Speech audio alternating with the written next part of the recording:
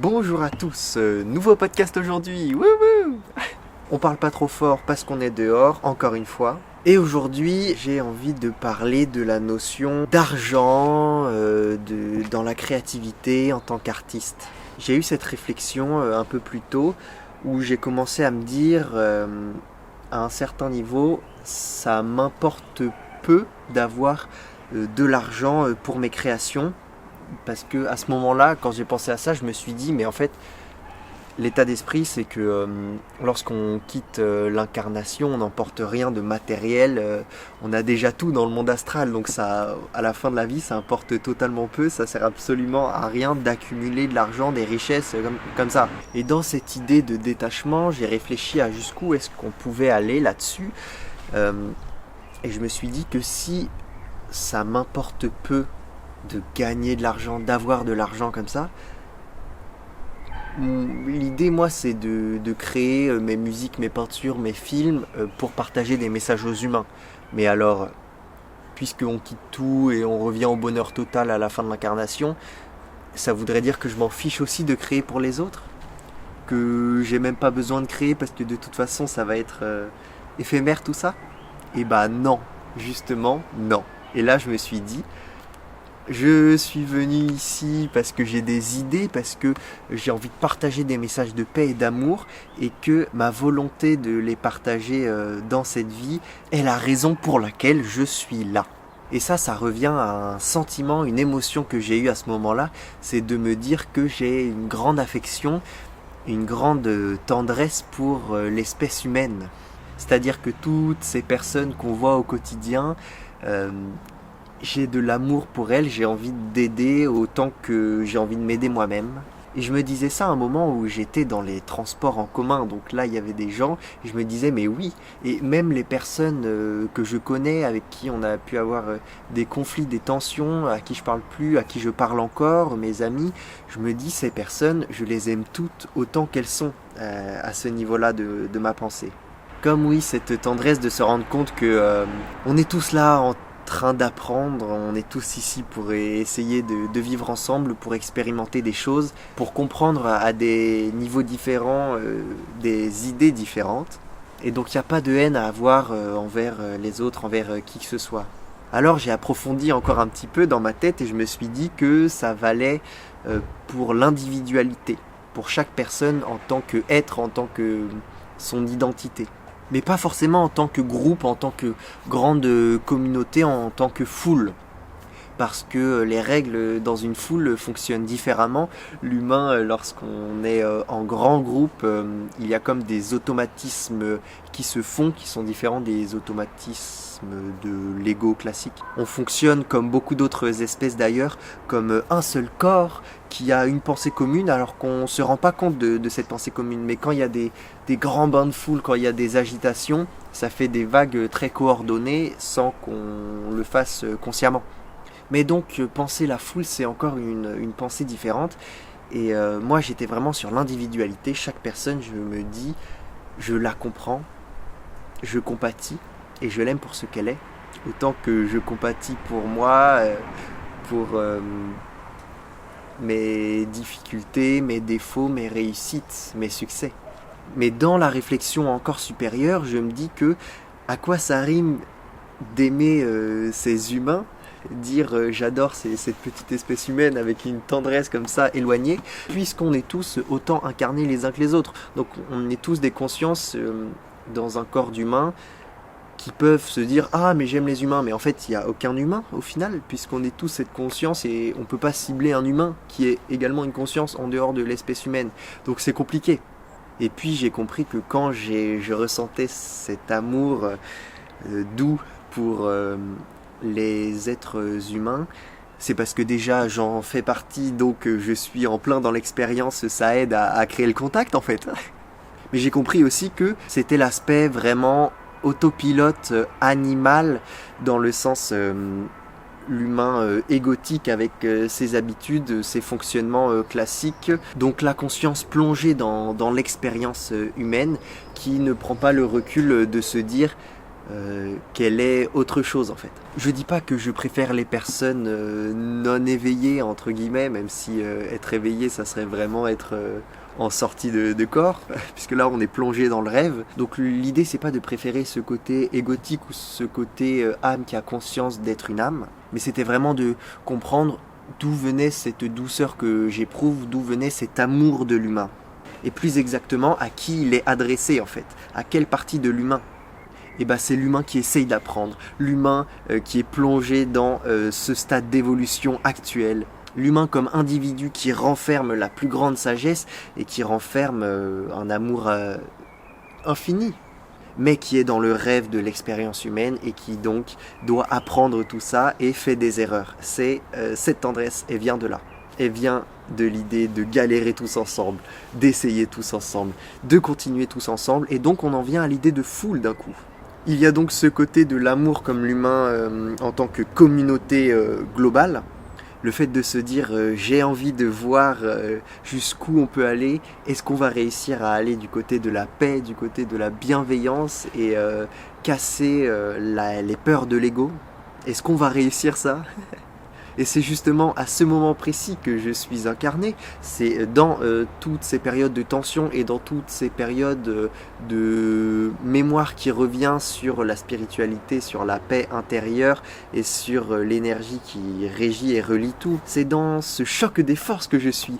Et de là vient cet amour que j'éprouve pour l'humanité et qui doit nourrir mon envie de créer pour aller du côté de cette paix en fait. Et donc, est-ce que je ressens l'envie d'avoir plein d'argent ou est-ce que je ressens plutôt l'envie de créer pour l'amour de créer et pour l'amour de cette paix? Eh bien, il y a deux choses différentes. Il y a le besoin d'argent et il y a le sentiment d'avoir besoin de s'enrichir. Et ça, c'est pas pareil.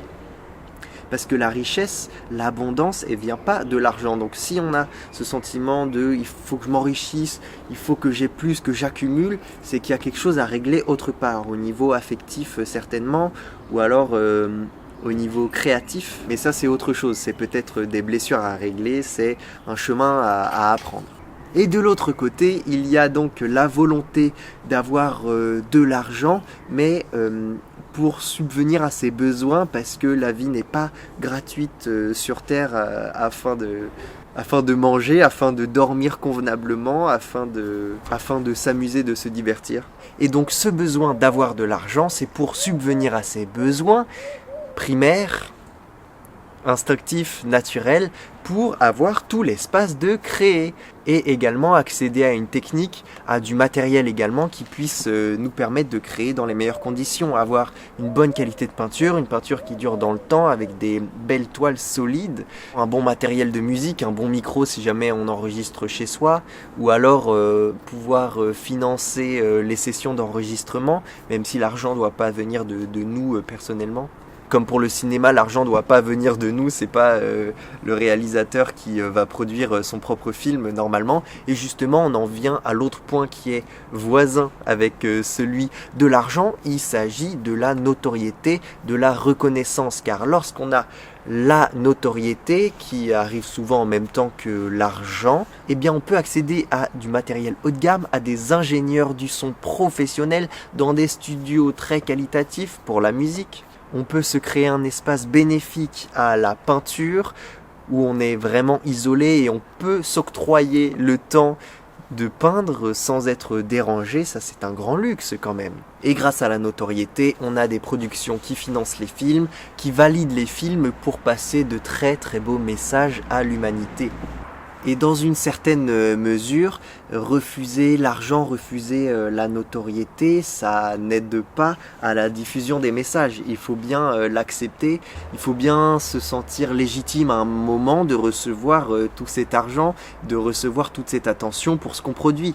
Sinon on crée, mais on ne peut pas se permettre de continuer à créer éternellement en étant malheureusement dans l'ombre. Parce que la création en tant que telle vient se confronter au besoin de survivre, justement. Un artiste dans la précarité, ça va très certainement lui donner des thèmes de création qui vont être très bénéfiques. Et je pense que c'est intéressant de vivre ça à un moment de sa vie, de le comprendre, de l'expérimenter, d'être au contact de personnes qui ont vécu ça si jamais on ne l'a pas vécu personnellement. Mais ce que je souhaite à tous les artistes, c'est d'avoir cette opportunité de quitter la précarité pour se concentrer sur la création et qu'elle ne vienne pas être parasitée par un besoin de temps à consacrer dans la journée pour faire un certain nombre d'heures et d'avoir un salaire en restauration, en tant que livreur ou tous les autres métiers qui existent, que ce soit dans l'informatique, dans la science, etc. Si jamais l'objectif de la personne c'est d'être dans la création artistique, je parle que de ces personnes-là. Les autres qui sont dans ces domaines et qui s'y sentent bien, mais qu'ils s'y sentent bien, c'est merveilleux. Notamment, mon but en tant qu'artiste, c'est de créer un mouvement, créer des pensées, créer des énergies qui puissent circuler dans la société. Et donc pour créer ce mouvement, il faut être mis en lumière et comme ça peut se diffuser. J'ai en tête Bob Marley qui s'est fait piquer ses sons au début de sa carrière avec son groupe les Wailers. Ils se sont fait piquer leur musique, ils n'ont pas eu la reconnaissance au premier temps. Ils n'ont pas eu l'argent qui en découlait non plus et les sons étaient diffusés à la radio sans qu'ils ne puissent rien y faire et sans que personne ne sache que c'était eux. Et donc cela entraîne la diffusion des messages dans la société, mais il y a également la frustration pour l'artiste, il y a une colère qui peut se créer, une crainte, une peur de l'industrie qui peut se créer, et donc la rupture avec cette sensibilité créatrice. Si jamais la notoriété ou l'argent ne suit pas la diffusion des messages, la frustration engendrée peut faire perdre l'envie à l'artiste de créer. Du moins pendant un temps, parce que si jamais l'âme d'artiste est là et que la création c'est ce qui est vraiment l'essence, le moteur qui fait vivre au quotidien, alors la pulsion créatrice, la volonté d'inventer de l'art, d'assembler de l'art, de proposer de l'art va revenir aussitôt. Mais est-ce qu'il y aura les moyens de la faire exister dans la matière et de quitter l'idée pour la projeter sur la matière ? Si jamais il n'y a pas l'argent et si jamais il n'y a pas l'espace pour continuer de diffuser cela, c'est stérile. Sauf que les pensées limitantes nous guettent au moment où nous disons cela. Ah mince, je peux pas mettre en place cette idée parce que je n'ai pas encore tout qui est stable dans ma vie. Ah mince, je n'ai pas encore tout le bon matériel premium que je veux, donc je peux pas me lancer dans cette œuvre. Ah mince, j'ai les idées mais j'ai pas les contacts, alors je reporte à plus tard. Eh bien ça ne fonctionne pas non plus. Pour pouvoir créer plus et être libre de plus créer, il faut commencer à créer tout simplement. Il faut faire à l'échelle des moyens qu'on a présentement, mais retarder le fait de créer parce que j'ai pas encore tout ce qu'il me faut, ça n'avance à rien, on stagne et ça ne fait pas attirer les choses qui vont nous permettre de créer à nous. Ça va pas les faire venir, le fait de stagner. Donc l'idée c'est d'initier le mouvement, d'être dans cette abondance intérieure pour que tout s'aligne dans l'espace extérieur juste après. Et donc l'objectif c'est de ne pas lâcher pour atteindre la grande stabilité, l'abondance de possibilités de création, en jouant avec cette précarité à laquelle nous contraint la condition humaine justement. Mais dans tous les cas, il y a des leçons à apprendre dans cette vie lorsqu'on choisit de passer par certaines étapes, par certaines conditions sociales, par certaines épreuves de la vie dans nos relations professionnelles, amicales, tous les domaines. Familial évidemment, la santé, tous les domaines. Mais là où j'en suis, c'est de me rappeler à mon ego de tous les jours, plongé dans ce rêve en étant incarné en tant que Thomas, c'est de me rappeler de pourquoi je fais de l'art. Je ne fais pas de l'art pour avoir un salaire, le salaire va venir, la reconnaissance va venir, tout va venir de mon art. Parce que je le crée, parce que je le produis, c'est dans ce sens-là. Et je ne fais pas des études pour avoir des bonnes notes qui vont me permettre d'avoir un CV pour trouver un travail et avoir un salaire. Je fais des études pour rencontrer ceux qui ont déjà créé à travers les œuvres qu'on nous présente en cours. Je fais des études pour rencontrer les personnes dans mon espace-temps présent qui sont venues étudier en même temps que moi et avec qui je pourrais créer et partager des idées ou alors m'inspirer de leurs idées pour les rapporter à mon travail et proposer des visions communes. Et je fais de l'art pour transmettre des messages de paix, d'amour, de bienveillance que j'ai acquis en moi-même, auxquels il faut que je me reconnecte à mon âme, à mon cœur, à ma sensibilité, à ma paix intérieure, à ma connexion avec la nature, avec les éléments. Transmettre tout ça à travers mon art, pour que les autres aient cet espace dans leur quotidien pour le ressentir et à nouveau créer et partager. Je suis une petite goutte, une grosse goutte j'espère, une immense goutte je le souhaite, comme n'importe qui en donnant de la bienveillance au quotidien, mais une petite goutte, mais une petite pièce dans la tirelire de la bienveillance en fait. La tirelire de la paix et de l'humanité qui monte vers un monde meilleur. Mais à quoi bon? À quoi bon continuer tout ça pour l'humanité alors qu'on va la quitter en l'espace de très peu de temps, presque un claquement de doigts? Une vie humaine c'est très courte face à l'éternité de l'univers.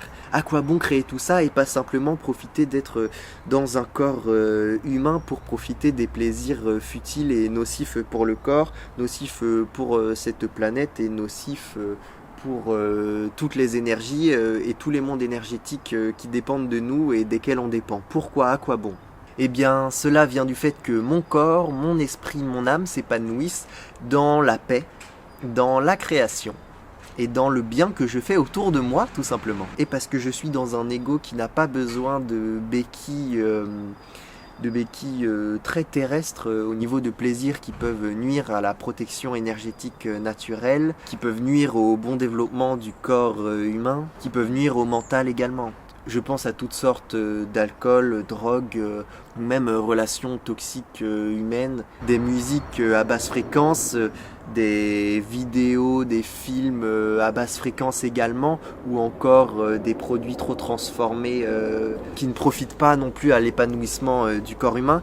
Je ne suis pas sensible à tout ça, alors que bien d'autres, et ça fait partie certainement de leur expérience humaine, mais bien d'autres y sont sensibles, y sont sujets, et préfèrent avoir accès dans cette vie présente à tous ces plaisirs très éphémères qui ne me font pas plaisir à moi personnellement. J'ai pas de plaisir ou d'attirance pour ça, mais d'autres, si. Et donc lorsque les autres sont dans ces plaisirs-là vraiment égotiques, humains, éphémères et vraiment néfastes, là on parle de néfaste pour la personne et néfaste pour les autres, comme par exemple la quête de richesse dans l'avidité ou la quête de pouvoir afin d'assouvir sa dominance, toutes ces choses-là. Toutes ces vibrations très négatives qui tirent un peu l'humanité vers le bas, eh bien je ne plonge pas là-dedans parce que je n'y suis pas sensible, je suis immunisé à la tentation, quelle chance, j'en suis très reconnaissant, et parce que également certainement je suis connecté aux énergies, donc je suis très sensible lorsque ça vibre bas, et en plus de ça, j'ai redécouvert